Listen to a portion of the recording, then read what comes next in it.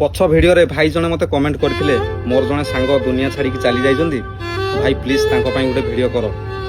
Actually ପ୍ରୋବ୍ଲେମଟା same, ମୋର ବି କିଛି ସେଇ ଅବସ୍ଥା। ଭାଇ ତାଙ୍କ ପାଇଁ ଯାହା କହିଲେ ବି କମ୍ ପଡ଼ିଯିବ ୟାର। ଆମେ ବେଶୀ ସମୟ କେବଳ ସାଙ୍ଗସାଥି ଭିତରେ ହିଁ କାଟି ଦିଅନ୍ତି। ମା ବାପା ତ କେବଳ ଜନ୍ମ ଦେଇଛନ୍ତି, ହେଲେ ଗୋଟେ ଜିଗରି ଦୋସ୍ତ ଆମକୁ ନିଜେ ଖୋଜିବା ପାଇଁ ପଡ଼େ।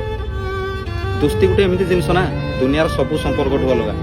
ଯାହାକୁ ତୁମେ ନିଜର ପକ୍କା ଜିଗରି ଦୋସ୍ତ ବୋଲି ଭାବୁଛ, ସିଏ ତୁମ ଫିଲିଙ୍ଗସକୁ ତୁମଠୁ ଆଗରେ ବୁଝିପାରେ।